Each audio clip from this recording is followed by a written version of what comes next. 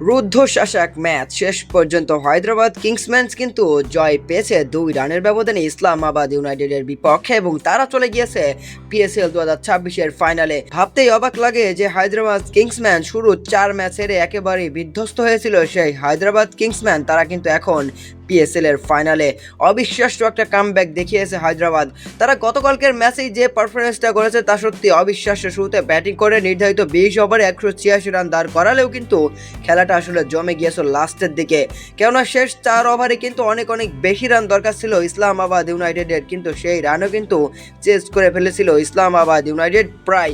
কেননা Chris green Australian এই batter কিন্তু 1 ওভারে 20 রানের উপরে নিয়ে এসে খেলার মোড়ই ঘুরিয়ে দিয়েছিল। শেষ মুহূর্তে কিন্তু নাসিম শাহ ভাই হোসেন স্যার দুর্দান্ত বোলিংয়ে কিন্তু হায়দ্রাবাদ কিংসম্যান জয়টা পেয়েছে 2 রানের ব্যবধানে। মূলত আপনাদেরকে যদি আমি একটু ক্লিয়ার করে বলি, সেখানে কিন্তু শেষ 4 ওভারে দরকার ছিল 24 বলে 54 রান, তারপরে 18 বলে দরকার হয় 41 রান, তারপরে কিন্তু আসলে 2 ওভারে মাত্র 28 রান দরকার হয়। সেখান থেকে কিন্তু আসলে ম্যাচের 12টা রীতিমতো বাজিয়ে দিয়েছিল হায়দ্রাবাদ কিংসম্যানের বলাররা।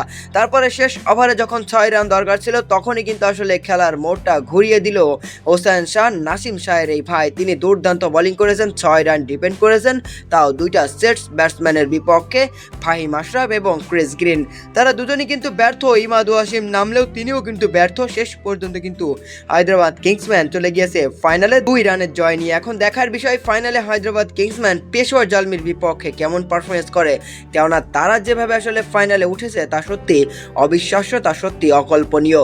মূলত হায়দ্রাবাদ কিংসম্যান যারা কিনা এইবারই প্রথম পিএসএল খেলতে এসেছে, তারা নতুন একটা ফ্র্যাঞ্চাইজি হিসেবে প্রথম 4টি ম্যাচ হারার পর তাদেরকে নিয়ে কিন্তু সমালোচনা কম হয়নি সোশ্যাল মিডিয়াতে। তবে সব আলোচনা সব সমালোচনার জবাব কিন্তু তারা মাঠেই দিয়েছে, একেবারে ফাইনালে চলে গিয়েছে তারা। দর্শক, আপনার কি মনে হয় এবারের পিএসএল এর চ্যাম্পিয়ন কে হবে, পেশোয়ার জালমি নাকি হায়দ্রাবাদ কিংসম্যান?